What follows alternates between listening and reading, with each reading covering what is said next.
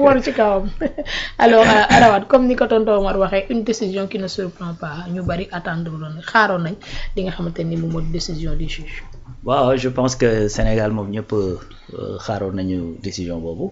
je pense Badara Gadiaga en premier. donc xaaroon na lii dal ci kawam léegi nag li doyen wax la rek maanaam nit moom maanaam xotti war may doomu aadama ci boppam maanaam yar ak ay teggin rek da ko mayewul. mais suñuy loi dañ cee dolli tere ko. c'est aussi simple que ça. léegi nag boo xoolee Badara ba mu demee. Effectivement bañ koy woolu li tax ñu woolu ko mooy kaddu yoo xamante ni dañoo war ay teggin. yu ñu yëkkati ci penc mi mooy des propos contraires aux bonnes mœurs. léegi nag ba nga xamante ni dem na ba foofu am na yeneen yoo xamante ni dafa feeñ ba gars yi soulever ko muy ay questions yu jóg ci wàllu ay transfert d'argent ak la ay sociétés yoo xamante ni dafa nekk ci turam ak yu demee noonu. mu préférer également garder le silence comme ni ko yoon mayee mais comme yow yaa ngi évoqué li nga xamante ni moom la yoon may il faudrait que nga comprendre également yoon tamit li mu lay tere.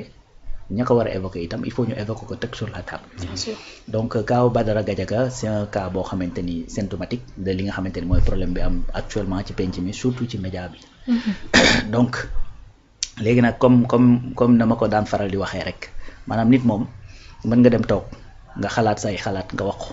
waaye après encore une fois boo ko waxee ba noppi il faut avoir nag la responsabilité et la grandeur d'assumer les conséquences yi nga xamante ne ci bu dee ay conséquences positives alhamdulilah pour yow. bu dee ay conséquences négatives également il faudrait tout simplement nga assumer parce que yow yaa jël la responsabilité de dire des choses et puis nga assumer nag ne góor nga bañ nga ko ba ki ngay jàkkaarloo keroog di ko wax da nga ne ko góor du nangam góor du gaaral góor du et cetera ki demee noonu donc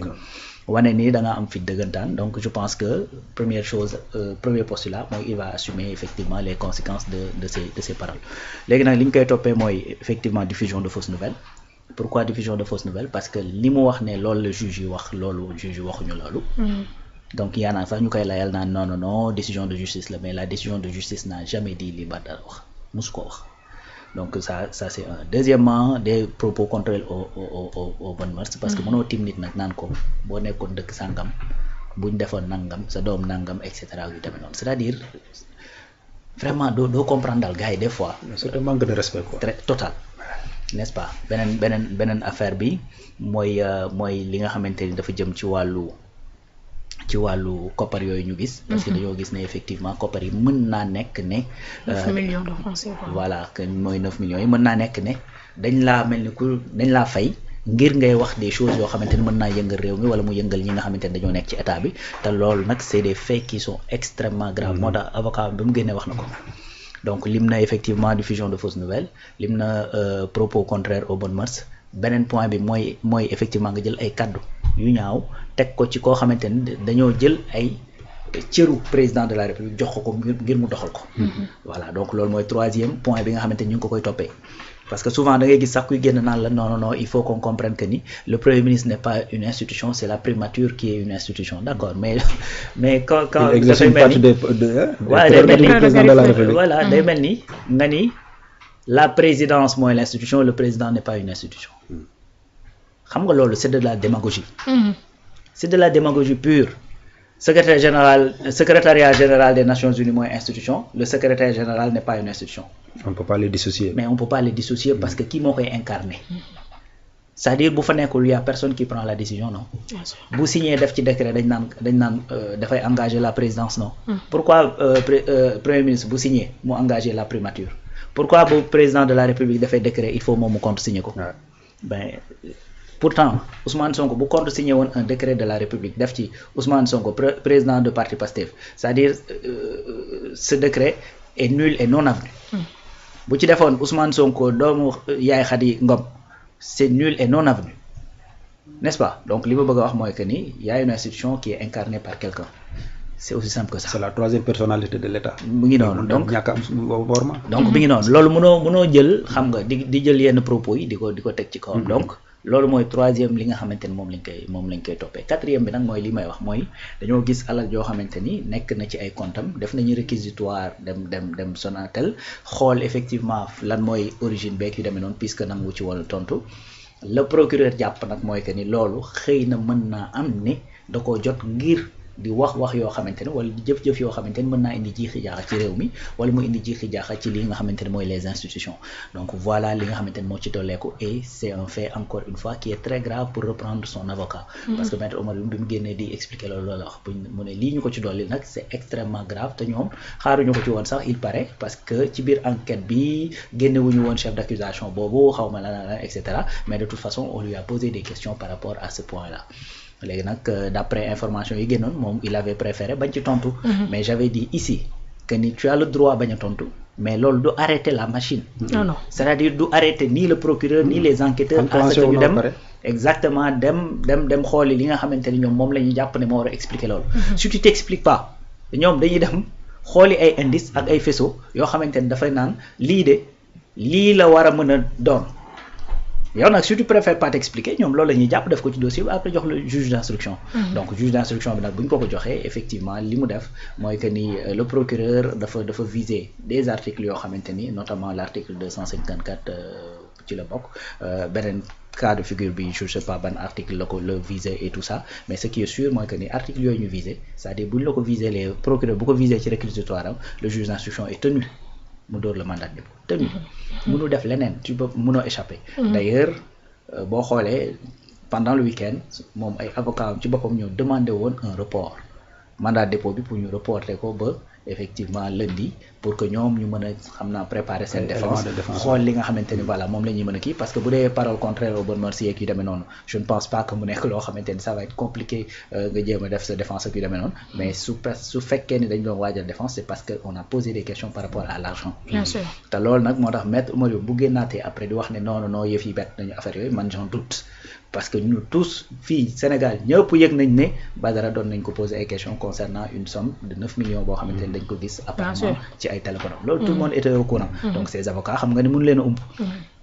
donc il fallait que biñ la waxee nag ba nga demander report mais booy demander report da nga koy demander sur une base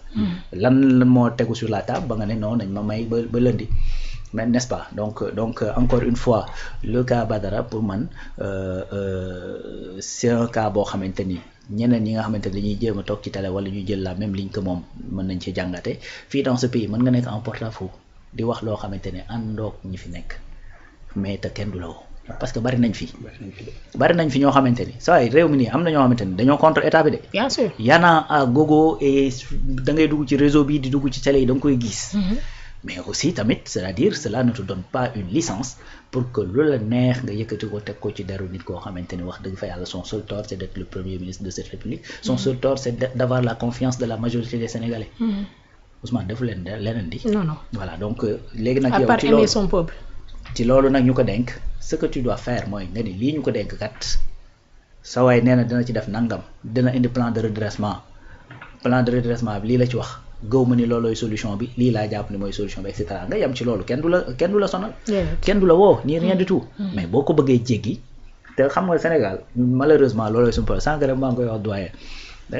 démb dama def benn post sur Facebook après am benn gars bi mu lire post bi fekk dama poser la question ma ni comment ça se fait que opposants yi nga xamante ni ñoom li ñu bëgg mooy li président Bassirou Diomaye Faye yor muy le pouvoir wëlbatiku di jàppale président Bassirou Diomaye Faye parce que soi-disant dafa xuloog ki nga xamante ni mooy premier ministre lan lañ bëgg en réalité mais y a un gars qui vient commenter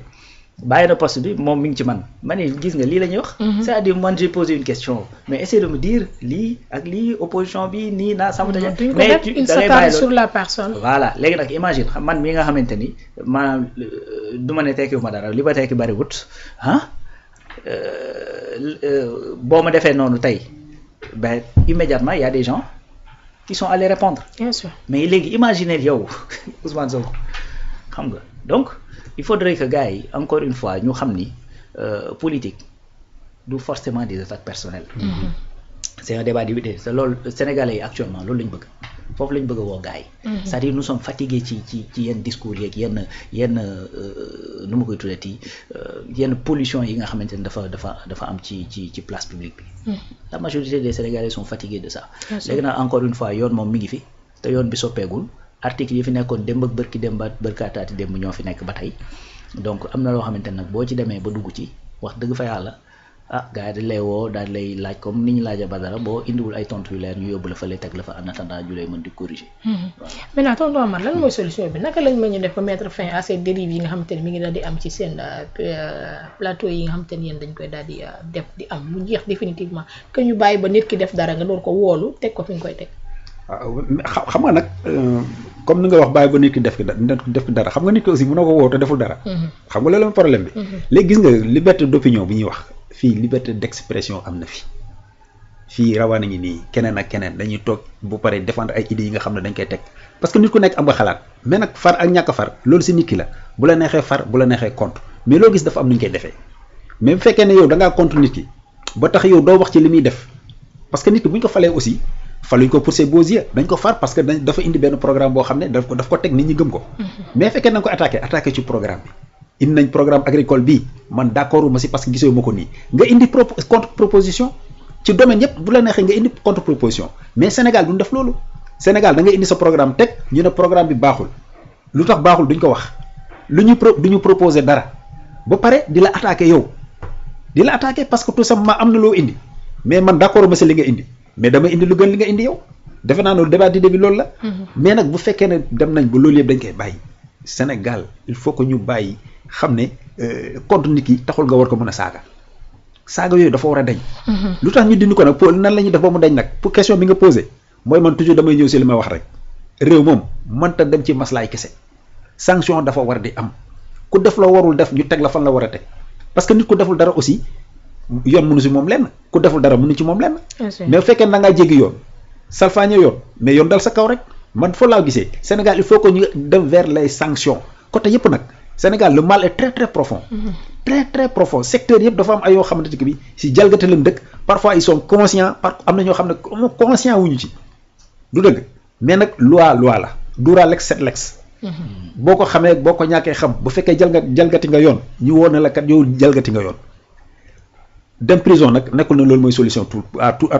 les li nga xamante ni que bi mooy violation il faut que ñu tendre vers sanctions pécuniaires. di laal poosu gars yi comme yeneen réew yi ni ñu koy defee boo defee benn faute ñu jël ci yow teq ci yow xaalis Sénégalais ku laal poosam la bañ. gis nga buñ ko loolu buñ ko doon appliquer fii xëy na ko premièrement nit ñi dañ coow dictature nangam sangam mais Sénégal foog ñu parfois ñu dawal le bâton et la carotte. ñi nga xam ne xam nañ ñu wax ak ñoom. ñi nga xam ne ay récalcitrants lañ nag ñu teg leen si yoon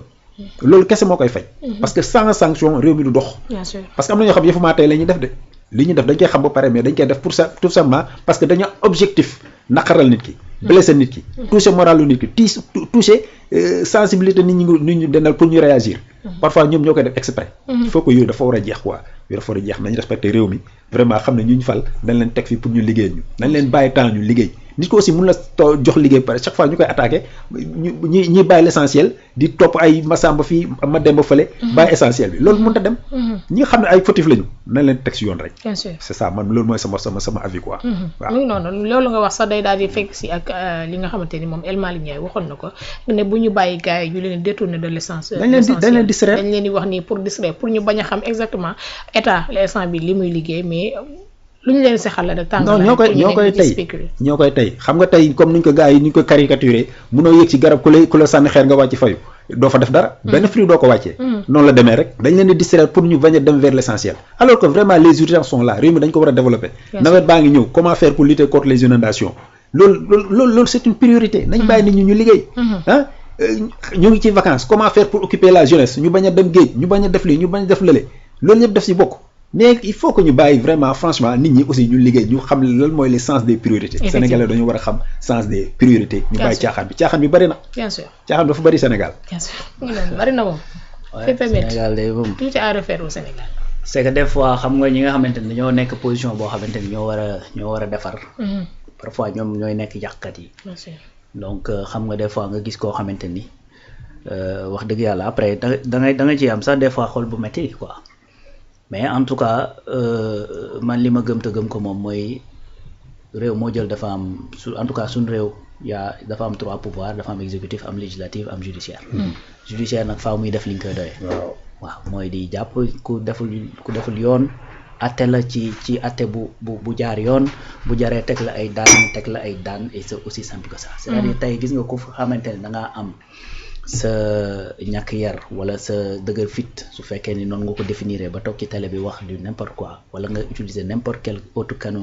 canal de communication wax loo xamante ni waxuwul wala def loo xamante ni defuwul il faut que tout simplement que la loi s'abatte sur toi dans toute sa rigueur c'est aussi simple que ça bu ko keneen defaatee suba ñu defaat la même chose c'est-à-dire loolu du yàq dara parce que Sénégal ba muy Sénégal ba tey ay atteinte fi am kaso yi mi ngi am ay nit ñu fay nekk ñu ngi am na ñuy génnaat et cetera c'est-à-dire lii l'essentiel mooy bu ñu fi jàpp kenn ndax ci loo xamante ni yow ay waxi kaso la comme na mu fi amee woon démb ak bërkaati démb mais tey par exemple li tax ma yow loolu sànq damay lire ma jàmbal muy wax ne Ousmane Sonko jàpp Badara du tax effectivement nga am compétence yu war a mën a tax nga régler problème bi qu'est-ce que ça va voir problème du Sénégal yi qu'est-ce que ça va voir Badara nekk ci biti dafa régler problème du Sénégal Badara nekk ci biir dafa régler problème Sénégal ça n'a absolument rien à voir c'est-à-dire actuellement il y a des choses yoo xamante ne moom lañ nekk di combattre mooy que ni réew mi faaw yar dellu si ci penc mi c'est aussi simple que ça ça du leneen léegi nag ki nga xamante ne mooy kilifa te ñu dénk ko kër geeg penc mi c'est-à-dire kooku moo war a user des moyens légaux yi nga xamante ne moom la yor ci loxoom ngir delloo si yar ci penc mi loolu amul négocier c'est-à-dire y a pas chercher midi à 14h gis nga Ousmane ak président Bassirou Diomaye Faye li ñu leen dénk c'est-à-dire daa yaatu te lépp lañ bëgg muy dox nag en même temps c'est-à-dire lépp dañoo bëgg économie bi di dox dañoo bëgg effectivement législative bi di dox dañoo bëgg njàng mi di dox santé bi di dox justice bi di dox dañoo bëgg lépp di dox en même temps c'est-à-dire képp koo xamante ni da ngaa jàpp ne yow sa participation ci penc bi mooy taxaw di yàq nit lu mel ni xeme c'est-à-dire bu la justice woowee da ngay demal nga wuy ji tañ teg la daan ñu la war a daan c'est aussi simple que ça ça n'a absolument rien à voir avec ni l'économie avec ce qu'on doit régler et cetera ki demee noonu Badara mi ngi nekkoon fii di wax li muy wax terewul Ousmane Sonko dem na Chine indi 2014 milliards terewul dem na Chine ñu jox ko fa donc 100 milliards dëgg mi ngi fi nekkoon di wax li muy wax keneen di wax li muy wax wala sax ñeneen wax loo xamante ne lu grave la ñu jàpp leen actuellement ñu nekkoon ci kaso bi terewul ñi ngi fay salaire yi depuis plus d'1 an terewul effectivement problème yi fi nekk ñi ngi ciy jéem a trouver ay solution ñi ngi jéem a wàññi fii de gauche à droite terewul ñi ngi lancé ay projet centre des grands brûlés bi c'est un projet de 15 milliards lancé nañ ko bërki dem Ndiaye n'est-ce pas donc nu ma koy tuddee ci réseau gazier national bi actuellement il y a des portions qui sont lancées gaz to power bi Cap des Biches mi ngi doon def transition beeg ñoomin seen SAR ma ngay nu ma koy tuddee fàtte convention ñu def Chine c'est ça donc convention yi mooy 2014 milliards yi may wax tu vois donc ce que je veux dire par là mooy que ni des gens def nañ fi loo xamante ni dañ koy méngaleeg peut-être li Badara def yoonal ci ñoom terewul état continuer di dox li muy dox donc quand un certain Madiambal génn bëgg a kii loolu dans le simple but nag de faire croire aux gens que ni Ousmane moo fi nekk di tëjee nga tijjiwaate donc loolu c'est des choses yu nga xamante ni ça ne passe plus c'est-à-dire ce message là message boobu jàllatul parce que gars yi dañ lay déglu mais dañ naan xoolal kii li muy wax ni affaire yooyu et cela ne va pas empêcher que la machine ébranlé wu def li mu war a def donc fu mu toll nii tweet boobu nga tweeté nga béy ko tweeté affaire yooyu du tere fu mu toll nii Badara il va aller purger son kii mandat de dépôt boobu jusqu'à ce que ñu koy woo di ko atte encore une fois l'enjeu bi dafa am ci enjeu yi ñun xam nga mooy lan mooy l'enjeu des valeurs c'est pas pour rien barki Demba Ndiaye surtout mooy fondement lépp très bien c'est pas pour rien barki Demba Ndiaye coow am fi ci ambassade bii di Pays-Bas ñu waroon def benn projection wax ji génn ku ne jóg indigné wu ba ministère bi jóg fi bañ koy relayer un peu partout France 24 TV5 fu ne la ñuy relayer information bi comme quoi que ni le Sénégal a dit ñett te pourtant ci même télé yooyu un ancien président fii ci réew mi dem na fa taxaw naan non ñun noppeeguñu pareeguñu pour dund loolu c'est vrai n'est-ce pas donc ka nga xamante nag moo taxawoon ne bis bu ngeen ñu moytu looloo war a nekk casus belli suñu diggante ak yéen muy le premier ministre Ousmane Sonko keroog bërki dee moo Ndiaye ba ñooñu naree def loolu ministre am dafa génn taper sur la table ne leen bis bu ngeen ko organiser dinañ def lépp luy rigueur loi ci seen kaw ba ña nga xamante ne dañoo ñëw juste pour comme invitation sax danañ dal ci seen kaw n'est-ce pas l'ambassadeur a été convoqué très bien sûr ambassadeur bi ñu convoqué ko chaîne internationale yi di relayer information comme quoi que le Sénégal a été catégorique ñoom léegi leer na ci seen bopp le Sénégal a été catégorique le Sénégal a dit ñett par rapport ak réunion bi fi waroon am te réunion boobu ONU ak en collaboration ak ambassade Pays-Bas ñoo ko naroon a def donc xam nga loolu c'est très clair dafay prouver lii may wax ne en fait dafa am benn enjeu bu taxaw suñu kanam mooy l'enjeu des valeurs. bien sûr. c'est-à-dire nous on veut se développer dañoo bëgg développer mais bëgguñu développer dans la nu ma koy tuddee dans la débauche dañu bëgg le développement dañu bëgg émerger wu dañu bëgg Sénégal fii ak effectivement 50 ans ah maanaam tey sa doom bu fekkee ne dañ ne ko sa waay kat am na benn opportunité d'affaires fii ci Canada xam nga lu muy def gàddu ay valises am def ci ay yéreem sol ay dàllam dem fiy jënd billet dem. c'est ça loolu fa lañ bëgg a yegg mais buñ fay yegg dañu faa bëgg a bañ dañoo bañ la dal société yooyu daal ñu ñun maanaam mu ànd ak déperdition totale zéro valeur. nekk marionnette occidentaux yi. très bien te des exemples existent fii. am na fii ci réew mi fii ay coins yoo xamante ne tey da ngay dem fëgg xale boo xamante ne xale bu tuuti 5 ans 6 ans 7 ans mu tari la alxuraan baqara ba naas. wallaahi am na fii ci réew mi. sûr. te pourtant si coins yooyu da ngay dem gis ne seen développement économique ma ngay wéy seen démographie ma ngay yokk n'est-ce pas donc mais ñun voilà effectivement ce qu'on souhaite avoir dans ce pays. fii ci Sénégal dañoo bëgg fii ak 50 ans fii ak 30 ans 50 ans ñu am un pays développé mais développé avec des valeurs. bien sûr xam nga la donc déperdition boobu ñun dañ koy donc loolu enjeu la ni économie nekkee enjeu nu ma koy tuddee ci taxaw temm ci sunu valeurs yi ñu bañ koo ñàkk noonu la nekkee enjeu il faut que ça soit clair. donc du ñu bàyyi kenn nag ñi ko mën a wax danañ ko wax ñi ci mën a agir ci wàllu yoon pour régler ce problème danañ ci agir ci wàllu yoon. donc te duñ ci taay nag c'est-à-dire ku fi génn def genre dérive yu mel noonu également dañ la rappeler ba nga kii ko. parce que aussi sunu diine sax moo ñu ko sant. boo mënta faj mbir da ngay woo ku ko mën a faj. boo gisul ku ko mën a faj nga naxarlu ko ba ñëpp xam ni metti na la nga wax ko ba ñëpp dégg ko. boo ci mënul dara nag nga soo koo naxarlu sa xol. donc encore une fois l'enjeu est double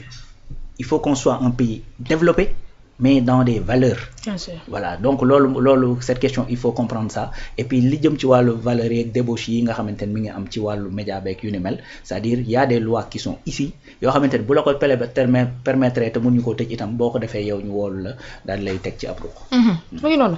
yéen ñi nga xamante ne yéen a ñuy door a dab yéen a ngi suivi seen plateau média Actu Plus ñu daal di ci ànd ak tonton Amar ak ñi nga xamante ni moom moo di Alaaji Rawane boobaak léegi ñu ngi daal di wax